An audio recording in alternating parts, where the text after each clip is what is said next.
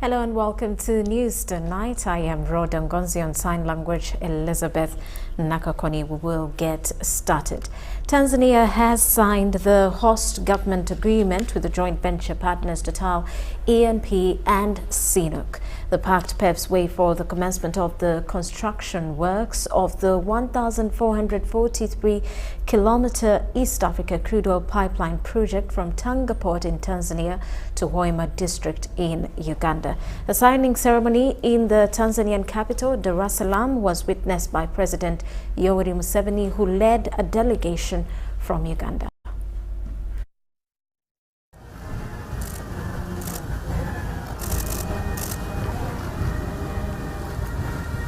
Hapa kuhakikisha kwamba Mheshimiwa Yoweri Museveni tayari ameshawasili katika viwanja hivi. Wakishamaliza kutia saini mkataba huo, watapokezana nyaraka, watazionyesha kwa Mheshimiwa Marais na baadaye watazionyesha kwetu, na tusiwanyime zawadi ya makofi mazito kwa kazi nzuri na ya kihistoria kwa nchi. Tupige makofi mengi sana. Asante sana. The Ugandans and the Tanzanians don't get intoxicated with the petroleum and forget the other sectors, because this is the mistake which some of the people have made in Africa. Because you see, the petroleum is an inexhaustible resource.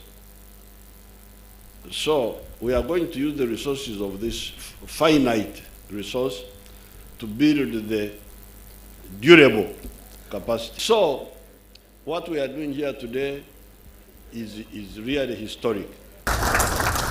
Shukrani za pekee na pongezi za pekee ziende kwa mtangulizi wangu hayati Rais Dr. John Pombe Magufuli, ambaye alishirikiana kwa karibu zaidi na Mheshimiwa Rais Museveni katika kuhakikisha mradi huu unatekelezwa. Na mimi nimekuja kuendeleza pale walipoishia. Kama mnavyofahamu, mbali na mafuta yaliyogunduliwa Uganda, hapa Tanzania pia kama ilivyosemwa kwenye ziwa Eyasi, tuna mategemeo ya kupata mafuta. Lakini ukiacha Tanzania, DRC na wenyewe wana mategemeo makubwa ya kupata mafuta, na muundombinu utakaotumika kusafirisha mafuta haya yote ni hii ambayo tumeweka saini au tumekubaliana kujenga. As a consequence of the agreement, we have a rock-solid foundation that would allow a foreign direct investment of $10 billion taking place in Uganda and Tanzania. The ECOP project represents 4 billion of this, and 80% of the investment will be on Tanzanian soil. We should not forget that we are just at the beginning of a journey, because it will take 4 years to build the pipeline and to see the oil flowing from Uganda to the Tanzanian coast.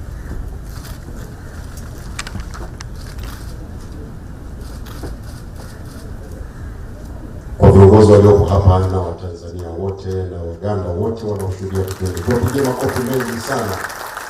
Asante sana Mheshimiwa Marais. Asante sana. Now, the State House Anti-Corruption Unit is investigating a land matter involving a 97-year-old woman who was allegedly evicted by her biological children after selling off the 20-acre piece of land, rendering her homeless and hopeless. A shocking land-grabbing activity took place during the total lockdown, despite government's directive to halt all land transactions and evictions. Chamulabi Maimuna, a resident of Wambo Trading Center, is a renowned landlady of a property measuring over 20 acres of land. She is now homeless after 2 of her biological children connived with a group of land grabbers and sold all her property, leaving her out in the cold.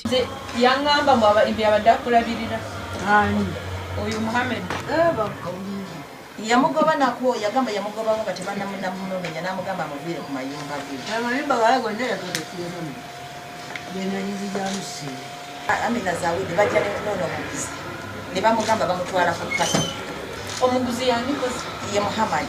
A mother of 5, Maimuna says she inherited the property from her late father, Mitalate Museo, who was a World War veteran.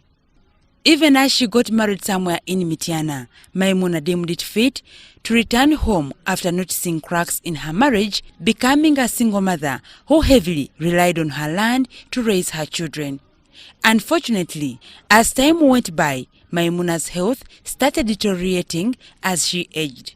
Taking advantage of her weakening health, Maimuna's son, a daughter, and a son-in-law decided to forcefully partake of her land and started selling it in bits.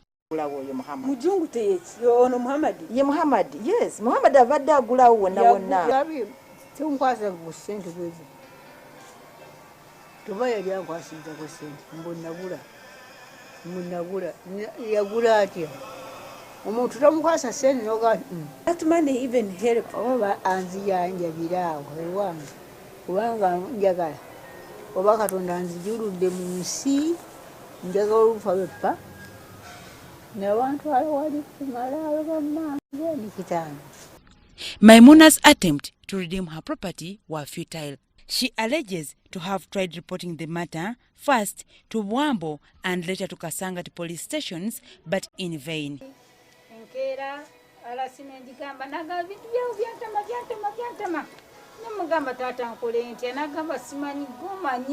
Era nagenda ku police banyamba ku police yawa Buwambo yennyini nabyo babifunire ne munnange yenna yabuka mukomere Kasangati. It is this narrative that has attracted the iron hand of Colonel Edith Nakalema, the head of State House and Corruption Unit. Bomukadde ono abamutuusizako obulumi obwenkana wano police egenda kuba charging emisango ndoza bwembanze nandi batedeko nugo obutemu okukwata omuntu ngono eyakuzaala nakukuza nakulabirira ne musosiyete tekikkirizibwa naffe fenna kati tuli baana be. Meanwhile, beneficiaries of Amolata Women Maize Millers Circle have extended their appreciations to the State House and Corruption Unit after the unit helped them recover their property. Nobody had benefited. I want to assure you that you are now going to benefit as you are supposed to have.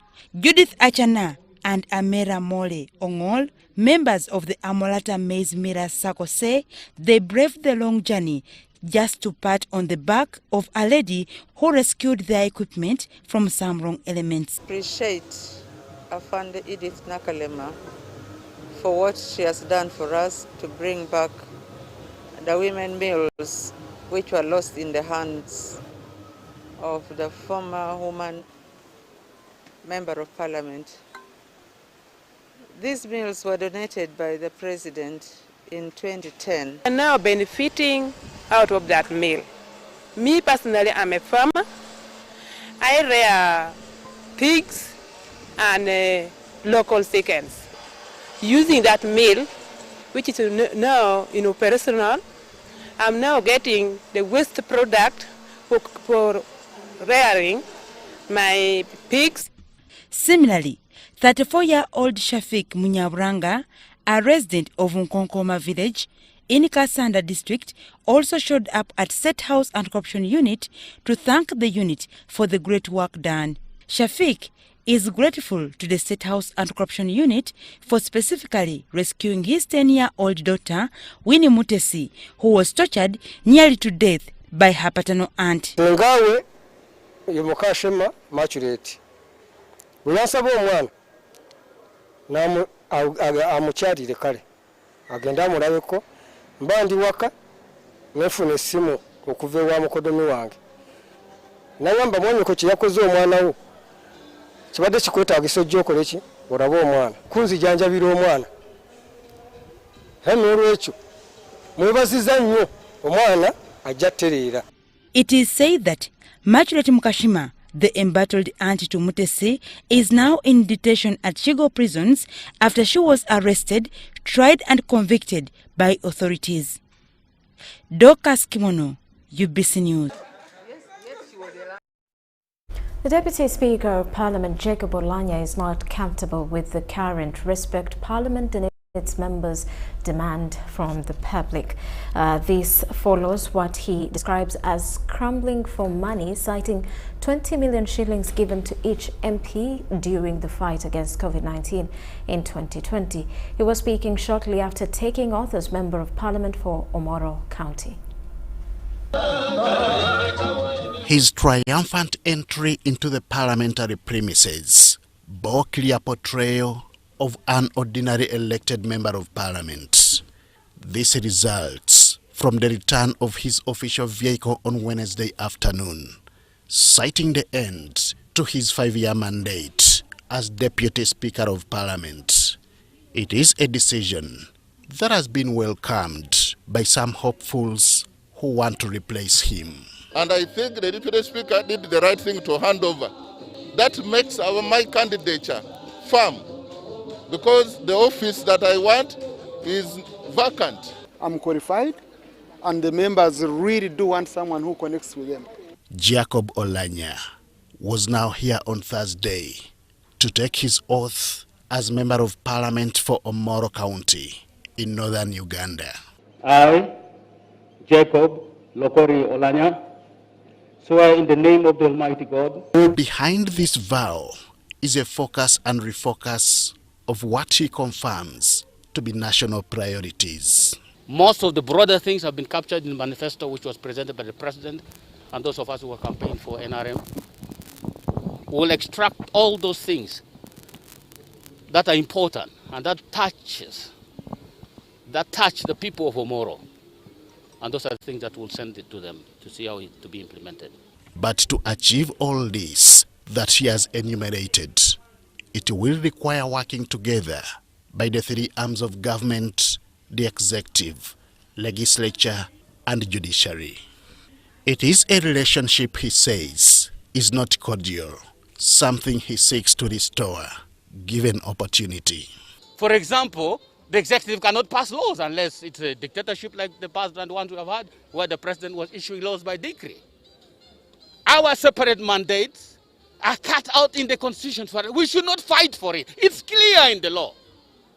We must act within it in cooperation with other arms of government. There are things the courts cannot do. There are things the executive arms of government cannot do. Only Parliament can do. It's the highest legal forum.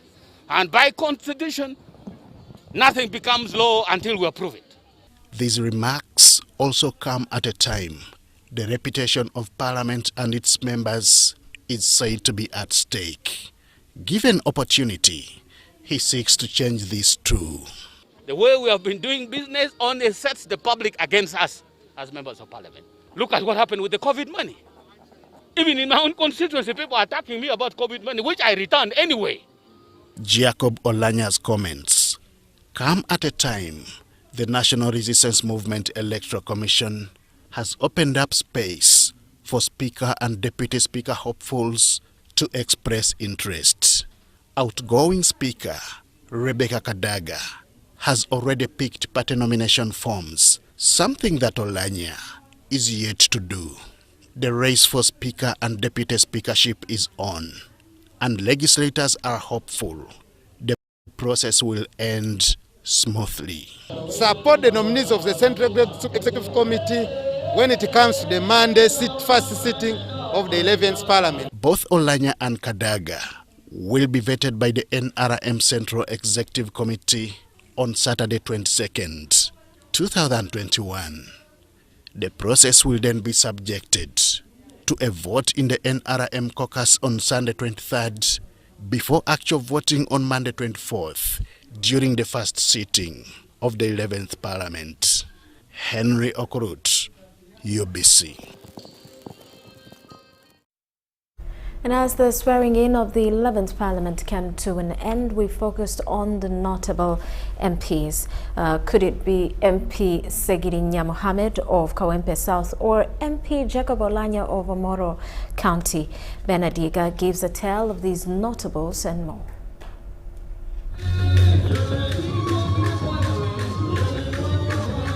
The closing day saw prominent figures from the Deputy Speaker of Parliament, Jacob Olanya, ministers and new entrants, mainly from the National Unity Platform political party, take to the floor amidst pomp and dance.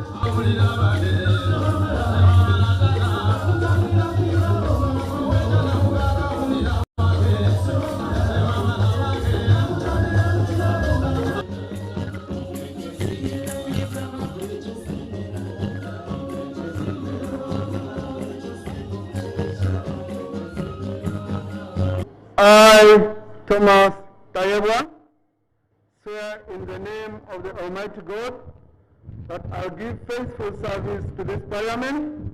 I, Suvi Chinyamatama Juliet K, swear in the name of the Almighty God.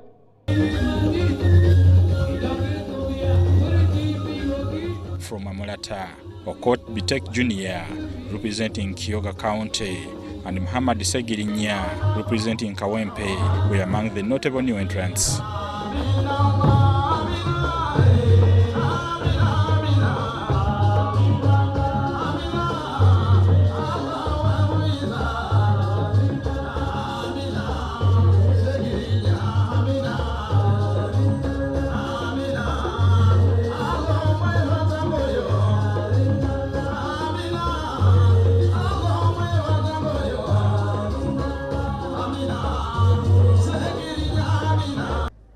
I, Segirinya Muhammad, swear in the name of Almighty Allah that I will be faithful and bear true allegiance to the Republic of Uganda, and that I will preserve, protect, and defend the Constitution of the Republic of Uganda. So help me Allah. And uphold the Constitution of the Republic of Uganda as by law established. So help me God. Speaking to UBC, they express readiness to legislate and develop their people. I have come in as a member of a minority political party, FDC at the time. But what I bring to the Parliament of Uganda is quality in terms of debate, quality in terms of integrity, and a necessary bed or a chloe for future leadership in this country. I was elected on the basis of true manifesto adherence. The people voted me without giving a coin, and my task is to serve the people diligently and give them hope for future. Areas in the army which are still challenging, for example, the welfare of the soldiers. You all know that they may need to get better accommodation, they need to get better pay. So we shall also use this opportunity while interacting with the members of the Parliament, the Budget Committee, the Welfare, all those committees which are concerned, that we need this matter to be addressed. All these are expected at Kolo Independence Grounds on Monday in their first sitting, which will also see the Speaker and Deputy Speaker elected sworn in and start work.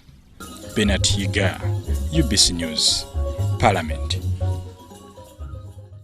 And the swearing-in for newly and recently elected members of Parliament has officially ended, with all 529 members taking oath. Robert Wandwasi, the Member of Parliament for Bongoko South, says it is time for reconciliation and delivering on national service.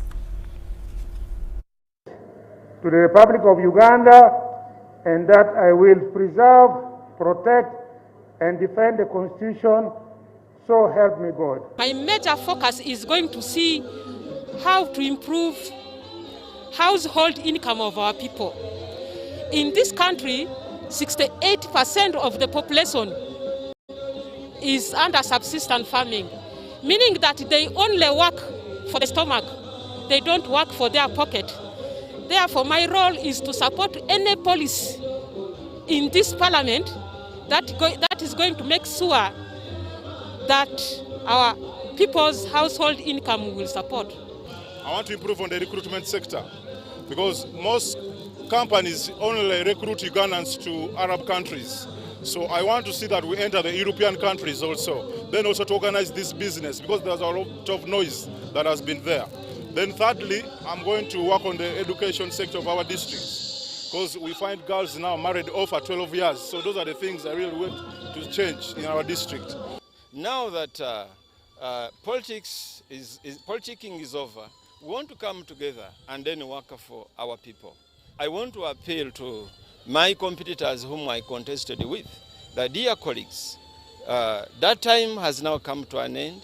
Let's come together, reconcile, and we share ideas. I do know they have ideas. So if all of them can come together, we bring the ideas together, then we can see Bungo South constituency flourishing in socio-economic progression. The government has to treat us equally when it comes to balancing of resources, because at the end of the day, we are all Ugandans, and at the end of the day, if you are to move to some areas or some regions, you find they are more developed than our own region. And look at us being second after Karamoja. That's not good at all. So we have a lot to do as leaders of West Nile. Elections are finished. We have to get on to work. And our job is to transform society. That is my key role. And with them, we have agreed that we need to transform Pingire. There are cross-cutting issues such as education, health, and other social initiatives. Mine will be focusing majorly on economic empowerment, drawing from the NRM manifesto of the parish model. Yes, I will serve my people in Metoma, but I have a greater calling for serving the people of Africa and pay homage to Uganda, my fatherland. I thank you.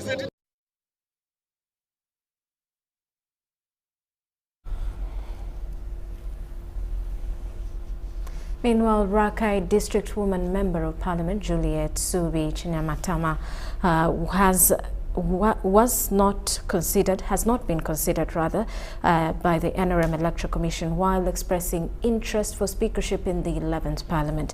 Chinyamatama is an independent MP, although NRM leaning, which does not guarantee her participation in the screening exercise.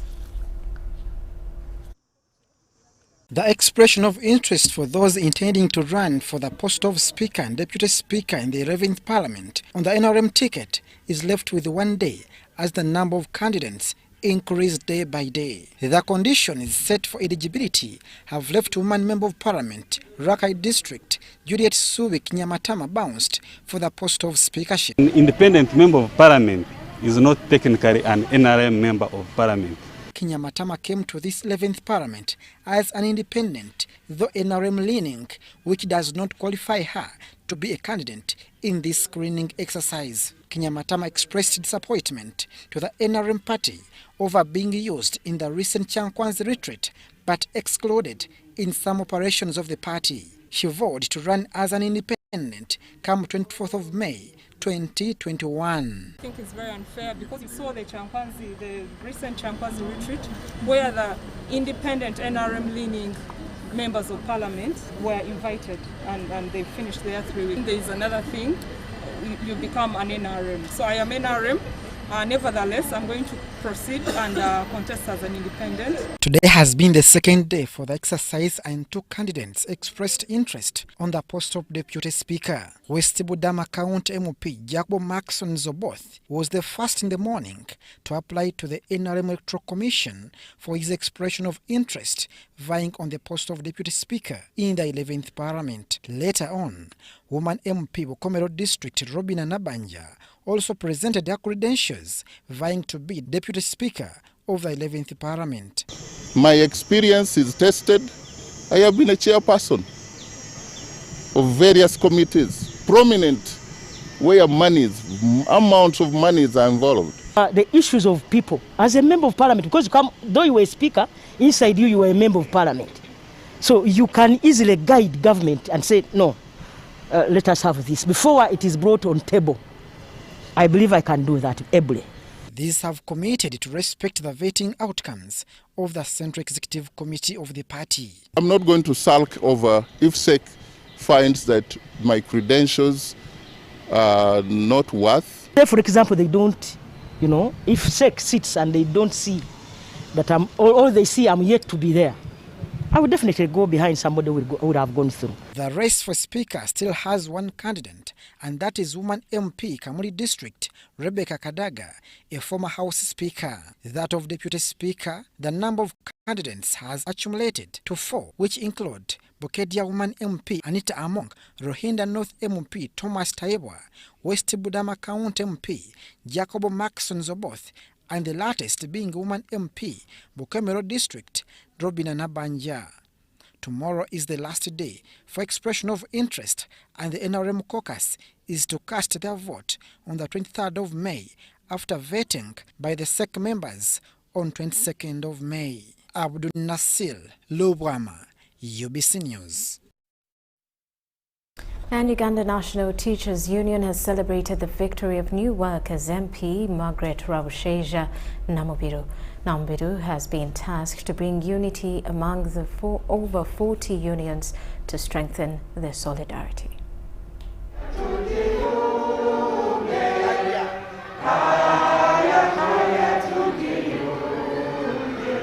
Workers from different unions expect a lot from the incoming Workers' Member of Parliament, Honorable Margaret Rabushaija Namubiru, given the vast experience she has in the labour movement. The General Secretary, Uganda National Teachers Union, Baguma Philbert, made the disclosure in his congratulatory message to the MP-elect. Some employers think it is at their mercy that the workers can join unions. They are forgetting that the Constitution of Uganda, the 1995 Constitution, clearly puts it that you have a right to form or join a trade union of your choice. Now, when a member, a worker, comes out to say, I want to join this union, there is no employer who should stand along the way, because it is not the mandate of the employer to give permission to the employee to join or to belong to a union. Uganda National Teachers Union expects their leader to represent the views of the teachers, especially with issues pertaining their recognition.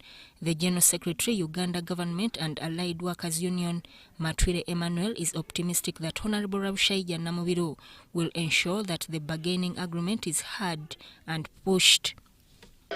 In these 5 years, we expect her to fight for us on the collective bargaining agreement, CBA, which has failed to come out.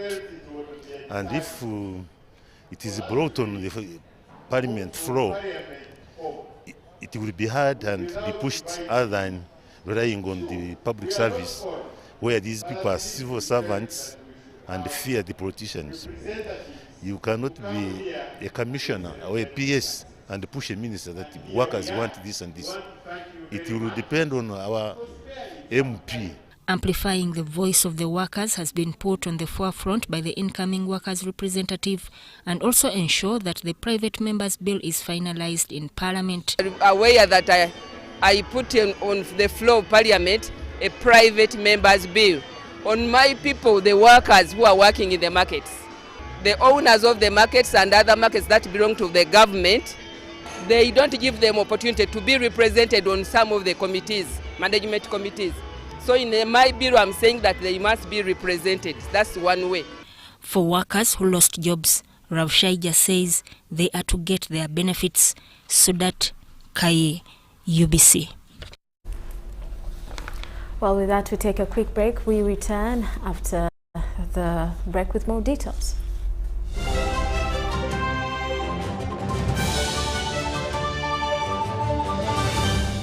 Today in history.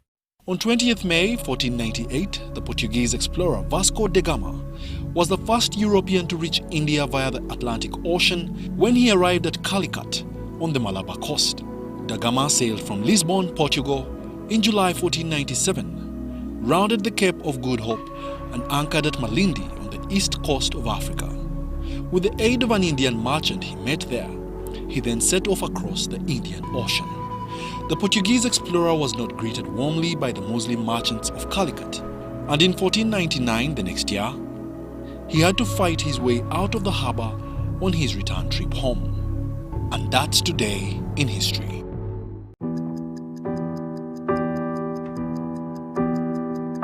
In chess, the small one can become the big one. It's the same here. And here too. Watch every move. Record every number so you can plan better.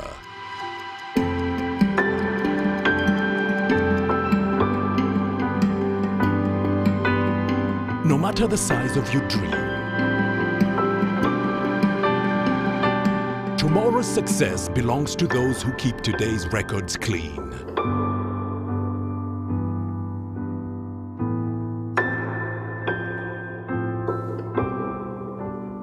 File your returns today.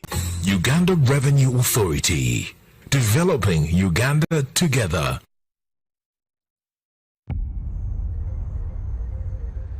What does it mean to be closer together? It's taking the last bus home for a surprise visit. Closer together is strangers finding a connection.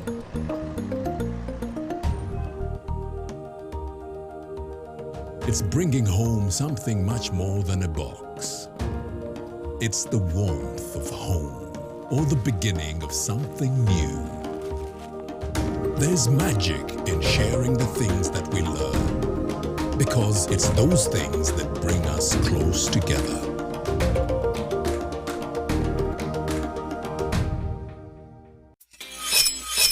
We've cut and reduced our MTN Momo withdrawal rates. Now you can withdraw mobile money at the lowest rates. You also get MTN Central Points when you deposit, send, and withdraw MTN mobile money. Visit our Momo agents countrywide and withdraw mobile money at our reduced rates from 1st May 2021. Everywhere you go, MTN.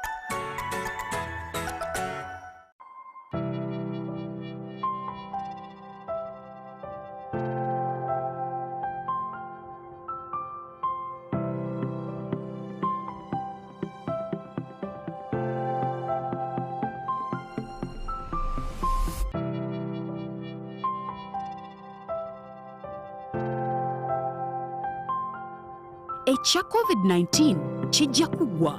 If we get vaccinated now, observe social distancing, wear masks properly, sanitize or wash our hands with soap and water regularly. Together we can defeat this enemy.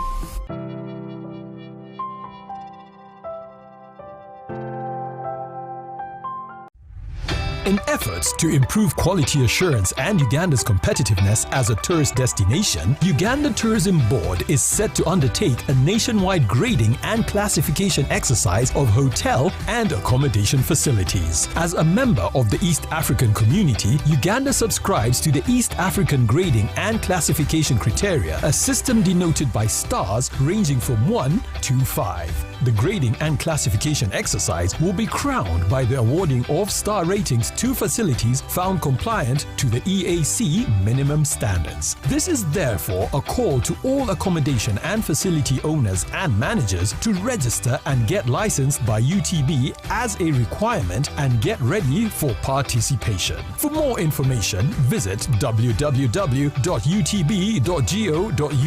or email qualityassurance@utb.go.ug for details. Uganda Tourism Board, promoting tourism together.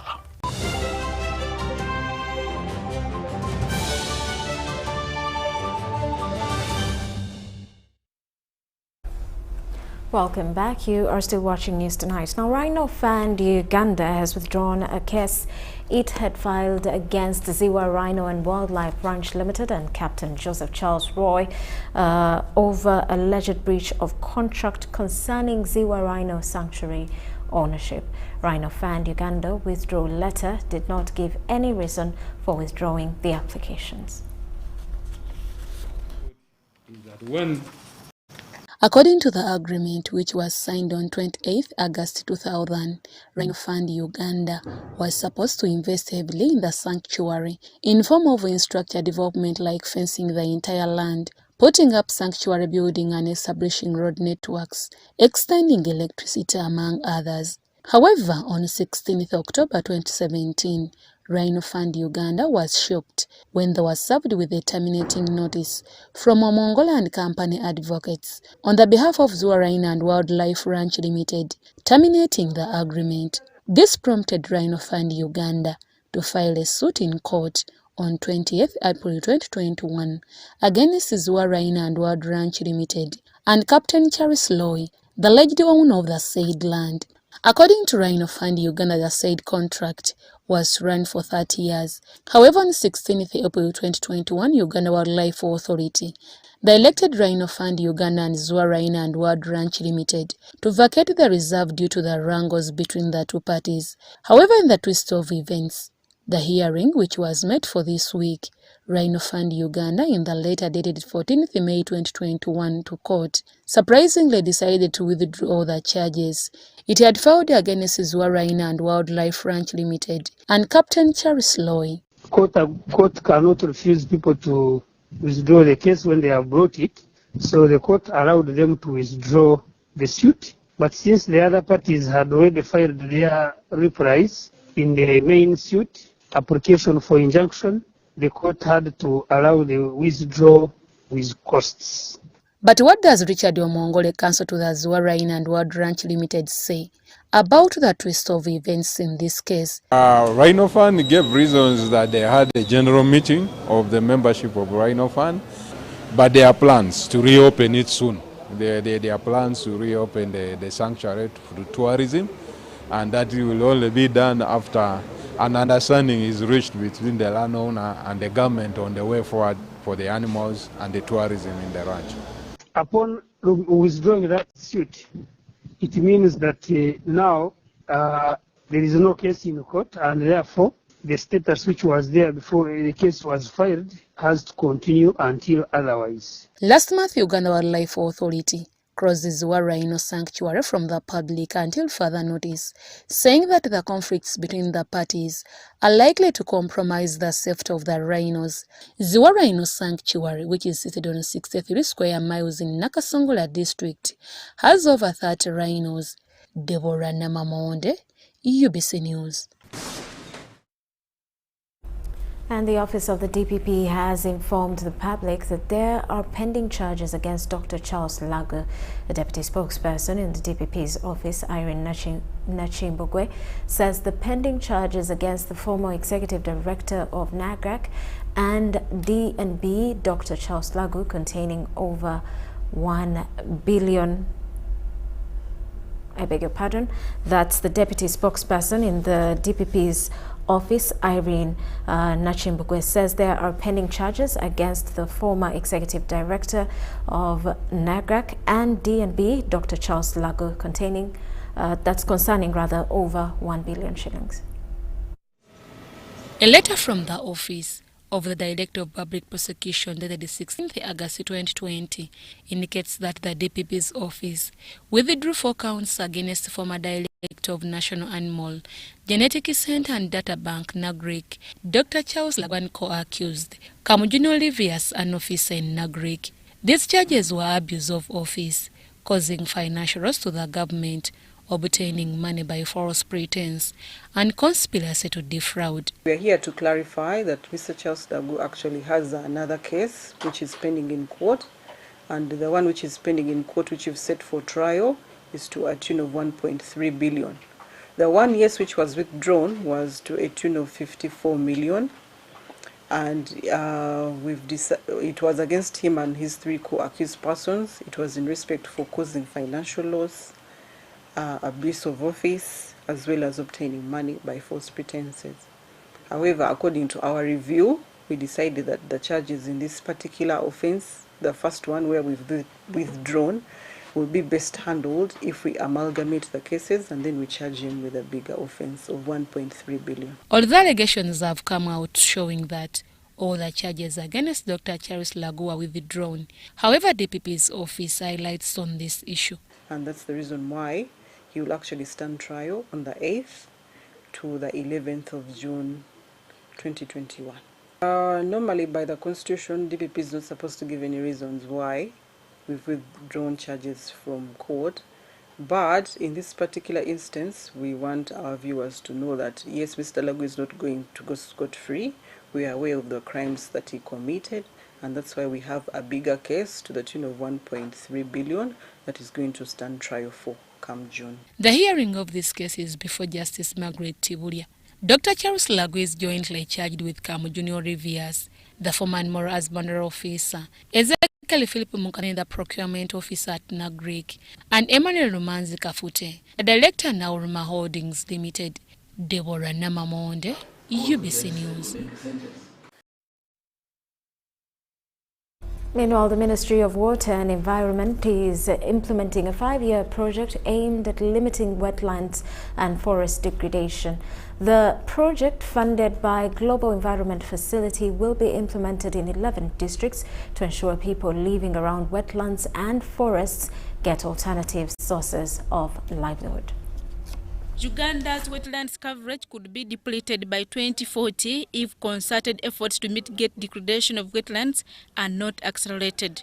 According to a report by the Ministry of Water and Environment, Uganda will be left with only 1.6% of wetlands cover by 2040 if the destruction trend is not reversed by the deliberate restoration programs countrywide.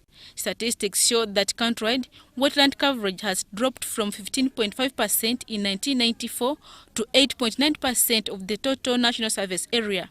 However, by 2016, wetland coverage had reduced to only 8.9% and it was projected to be only 8.4% by 2019. This shows that environmental degradation is increasing at a faster rate, an issue that has fueled the negative impacts of climate change, such as floods and prolonged dry spells. It is against this backdrop that the Ministry of Water and Environment is implementing a project called Reducing the Climate Change Vulnerability of Local Communities through Ecosystem-Based Adaptation in Wetland and Forest Ecosystems. The project was officially launched by the Ministry of Water and Environment in Kampala. It is a 5-year project to be implemented in 11 districts. The project aims at restoring and protecting wetlands and forests from human-related pressure by introducing alternative sources of livelihood. Developing income generation activities.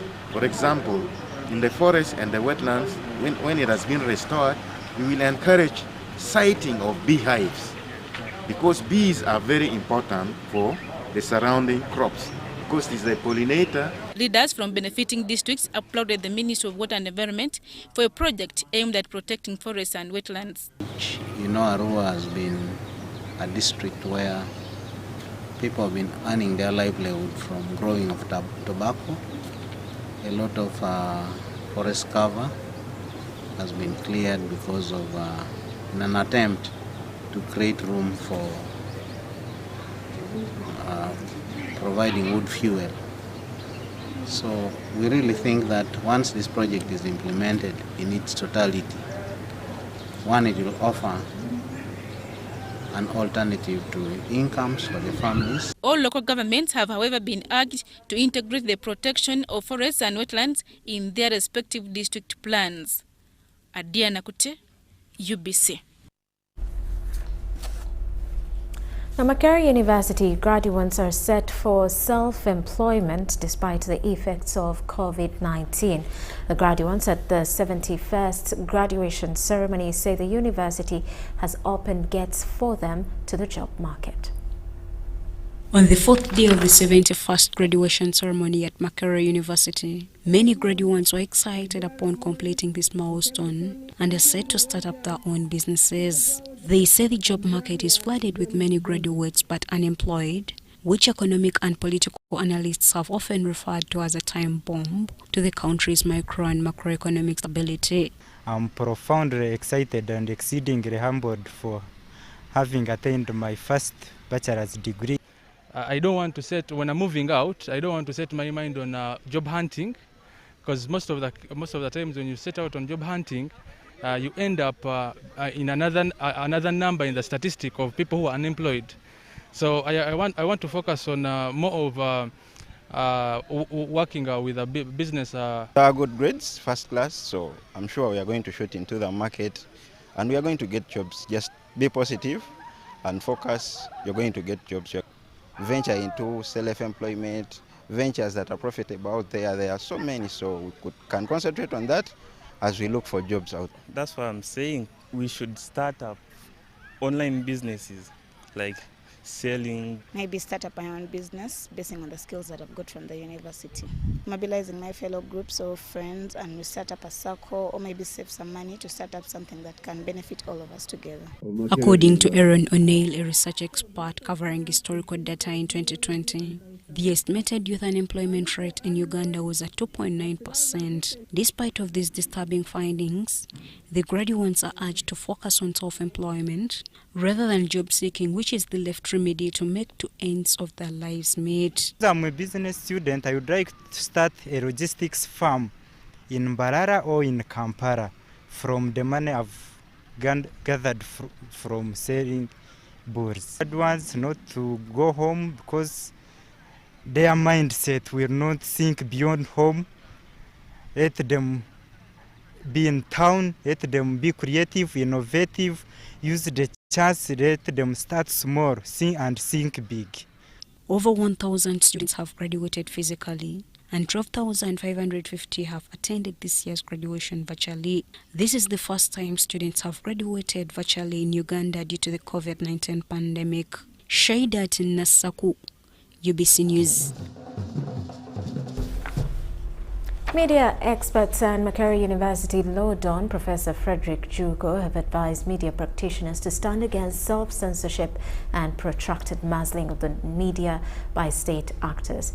This was at the launch of a documentary by African for Investigative Journalism on injustices committed by individual players in the state security apparatus.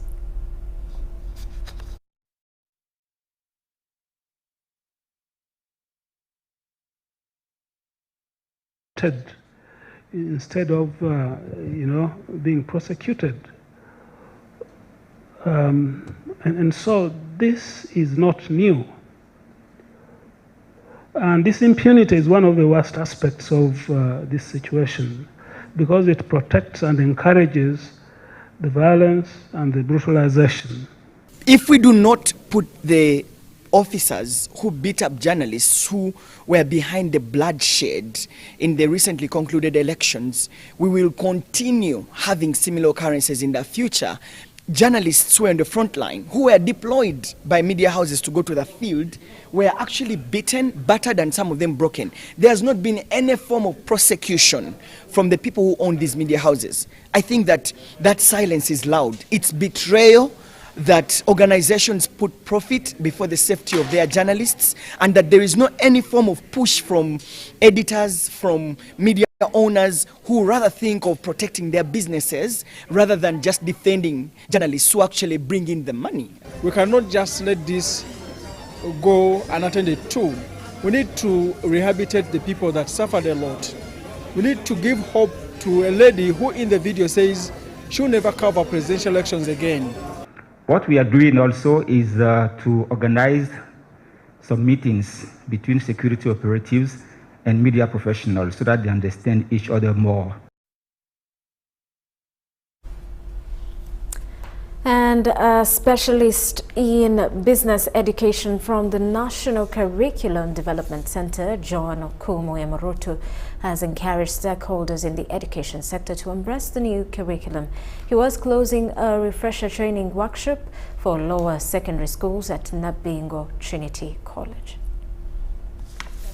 Educations from the National Curriculum Development Center have encouraged teachers to embrace the new curriculum. John Okumu Emorut, a specialist in business education, notes that the curriculum will help students acquire hands-on skills. Okumu was closing a refresher training workshop for lower secondary schools in Trinity College in Abingo. We need this new curriculum because we want to train learners who are creative, learners who are critical thinkers, who are problem solvers, because we live in problems and we need to have people who can solve these problems. And that is the epitome, that is the center of this curriculum. Okumu says the curriculum will help the learners to change the methods of delivery by allowing them share what they have learned. The acting director, Directorate of Industrial Training, Patrick Biakatonda, says this development helps learners.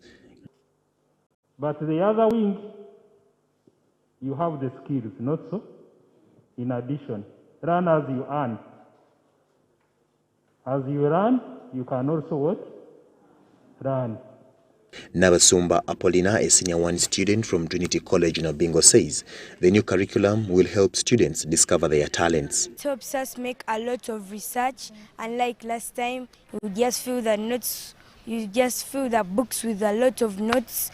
Some you've not even been taught very well, but now you research and go deep of and master the content that is being given to you.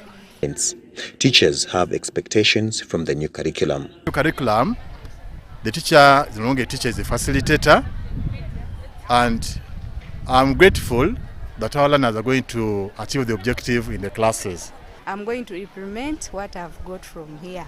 In this new curriculum, you involve more of the learners than the curriculum. So we are seeing that our learners get engaged in the activities while in class, but this was not the case in the curriculum.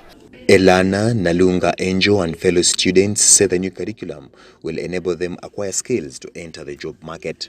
To thank most especially the government, the administrators, for what they've done for us. Curriculum helps us to think critically. The Ministry of Education and Sports targets producing skilled students after university. Story compiled by Kenneth Tanaba for UBC News. 5 districts have been earmarked for financial and technical support to improve access to quality health services. Center for Health, Human Rights and Development, that's Center for Health, Human Rights and Development will work with selected CBOs for the next 4 years.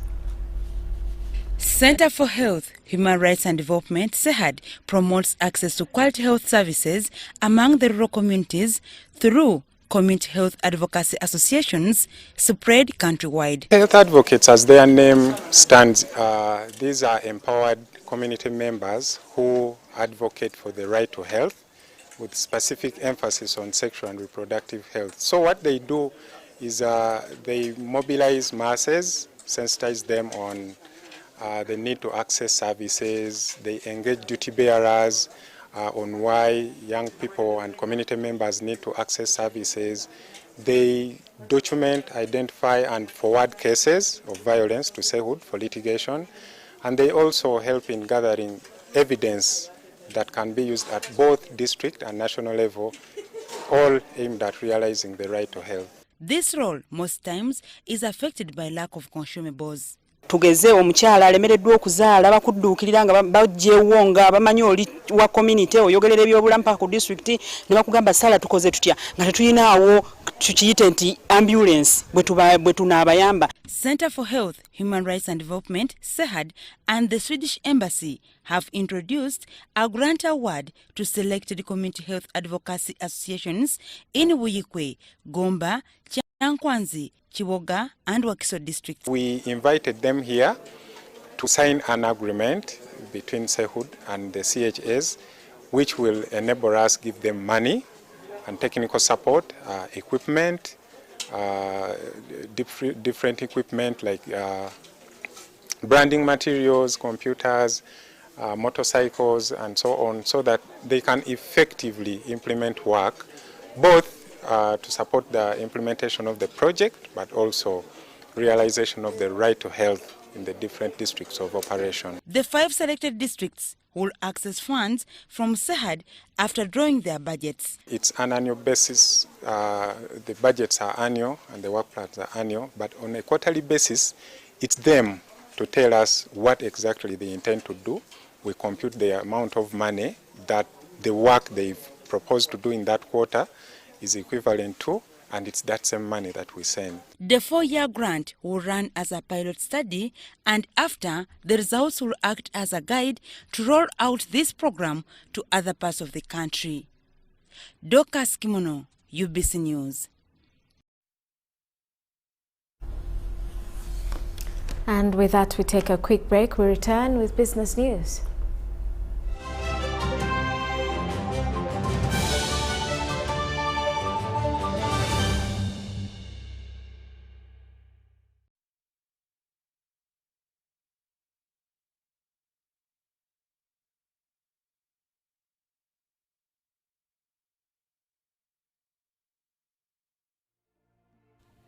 The Uganda Bureau of Statistics, in collaboration with Ministry of Agriculture, Animal Industry and Fisheries, will conduct the National Livestock Census starting on the 24th of May to the 4th of June 2021. The census is aimed at obtaining information on the structure and organization of the livestock sector and will collect data on all livestock types, breeds, and ownership by sex, land ownership, and tenure systems. The livestock census will be conducted in all the 135 districts of Uganda and will collect data from household-based firms as well as private large-scale and institutional firms. The indicators derived from the National Livestock Census will inform evidence-based planning and policy formulation. This is to inform and request all stakeholders at national, local government, sub-county, parish levels and all farmers to cooperate with enumerators and provide accurate information. For inquiries, please call 0757 779992 or 077 33 17660.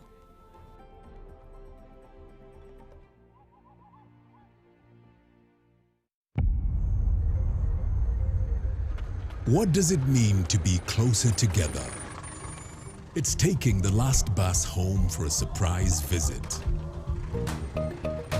Closer together is strangers finding a connection.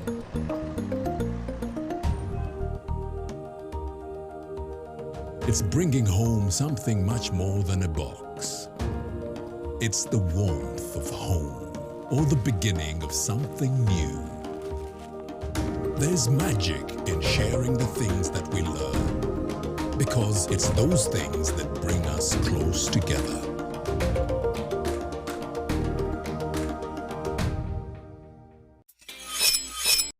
We've cut and reduced our MTN Momo withdrawal rates. Now you can withdraw mobile money at the lowest rates. You also get MTN Central Points when you deposit, send, and withdraw MTN mobile money. Visit our Momo agents countrywide and withdraw mobile money at our reduced rates from 1st May 2021.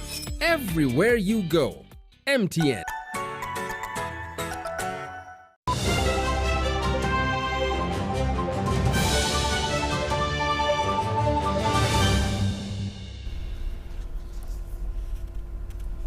Welcome back. Now on in business news, Uganda National Bureau of Standards is developing a system of verifying instruments used in measurements.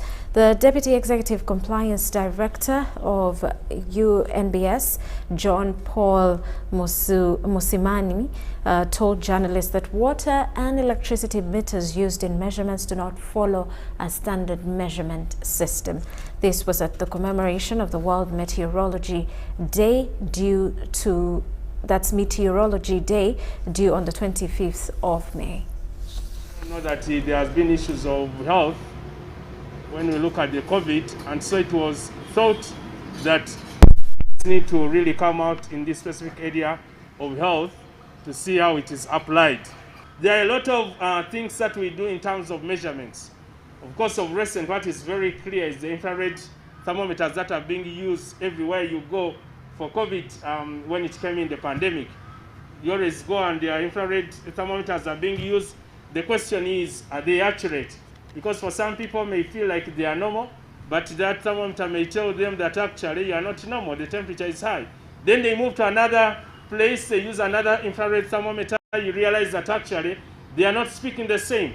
Realize that there's a lot of diagnosis that is being done in the health sector. When you go to the hospital, you're examined, they'll use thermometers, they'll use the pressure equipment, the measurements, to take your measurements. Now, at the end of the day, definitely, those measurements will inform the medical personnel about the kind of medication to give you. If you're having high fever, then the thermometers must be showing that exactly. But if they are faulty, they'll show like you're okay, but when actually, in the actual sense, you are not okay. So we find that in the healthcare system, metrology is being used to prevent, to diagnose, and also treat diseases. And that is why it is very important to pay a lot of attention to the equipment that we are using in the medical arena so that they are reliable, they are accurate, and they are efficient. False measurements result from unverified measuring or weighing equipment or uncalibrated weighing or measuring equipment. Those ones, if they are not verified, the measuring equipment or the weighing equipment, if they are not verified, if they are not calibrated, if they are not traceable to international standards, you realize that actually we'll have wrong measurements, and for the medical field, of course, it will be wrong diagnosis and also wrong treatment, and which may result into loss of life. And the Acting Directorate of Industrial Training, Patrick Biakatonda, has said that the youth are equipped with hands-on skills for self-sustenance. He was monitoring the assessment exercise at Mbarara Municipal Primary School. Mbarara Municipal Primary School is one of the model primary schools implementing the dual curriculum where learners are subjected to vocational training in bakery, knitting, soap making, art and designing, computer, alongside their basic education. A director at the Directorate of Industrial Training in the Ministry of Education says this approach provides for a world where schools produce competitive learners. 549 primary 6 pupils and 35 members of staff, including the head teachers, have undergone modular assessment by the Directorate of Industrial Training. The thematic curriculum incorporates these skills. However, majority of our schools are not assessed. There is no recognition of skills. So Mbarara municipality is one of the pilot.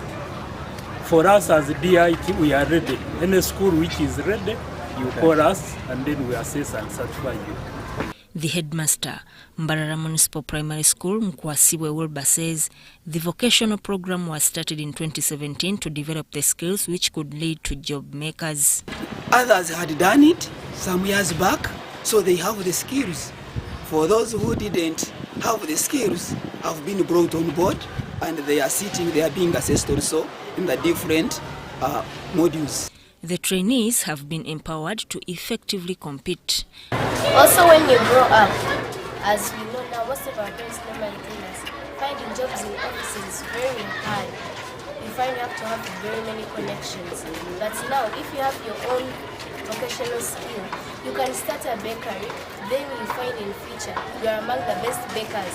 And bakers never become poor, because you'll be there, birthday party, you'll be there, wedding. So you die with money anyway. National Curriculum Development Center and the Ministry of Education and Sports introduced the thematic curriculum in 2007 to equip citizens with employable skills. Sudat Kaye and Henry Muganga, UBC News.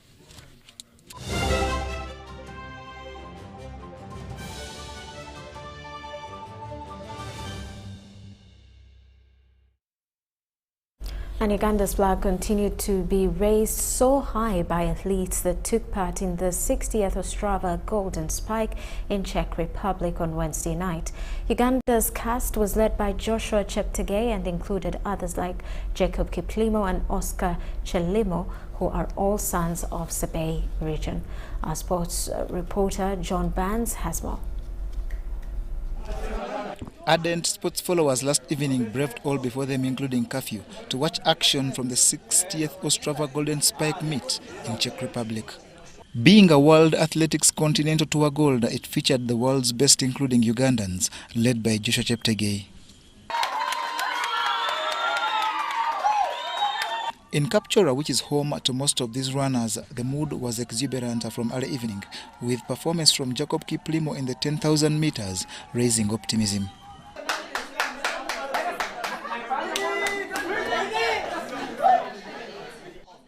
Kiplimo finished the distance in a world-leading time of 26 minutes and 33 seconds.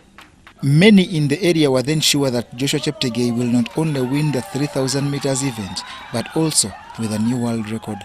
By the time he started his race, the crowd at Noah's Ark restaurant in the heart of Kapchora was frenzied. Through the 7.5 laps, the crowd sang as he ran, and when he crossed the finish line in pole position, the celebrations went wild. Wow. 5 and 10. Yeah. God is good.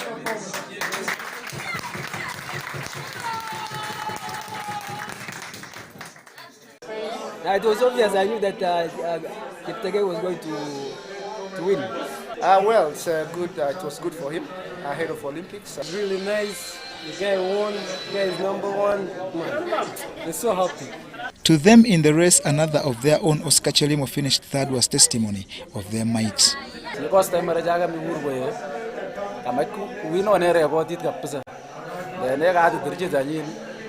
But let him come and try for Olympics. I just want to say that it's so nice. We enjoyed seeing Joshua run very well, and we really appreciate how he did it. I felt so nice. It was really a blessed day that the Lord has blessed us with a great champion. Others in action, albeit not with great results, included Winnie Nanyondo and Albert Chemtai. This event provided Ugandans with the opportunity of a final competition before they turn focus on the Olympics due in July in Tocho. John Barnes, Sentamo, reporting. And Amuriat High School Women Football Club has beaten Ajax Queens 3-2 in the opening games of the Group B in the Federation of Uganda Football Association's Women's Elite League. The game, played at the Fufa Technical Center in Njeru, was exciting from start to finish. Amuriat took the lead through Rehema Akurut and moved further when Emanuela Akowel scored the second that's on the 48th minute. At this stage, a resurgent Ajax Queens fought back through Annette Namuenge and Maureen Ngonzi to level the game at a 2-2. Amuriat then played with commitment and were duly rewarded when Akowel got the clincher goal on the 88th minute for a 3-2 win. In the second game, Vision Women Football Club walloped St. Peter's 5-0 with goals by Fiona Arach and a brace from Frida Oyela and Sharifa Atimango. Action continues on Friday with Vision Women playing Ajax while Muriat faces St. Peter's. Them 3 points. It is Amuria High School that... Well, that does it for News Tonight. Elizabeth Nakakoni on sign language. I am Rhoda Ngonzi. Have yourselves a lovely night. Where they have been on top of their game for the entire 90 minutes.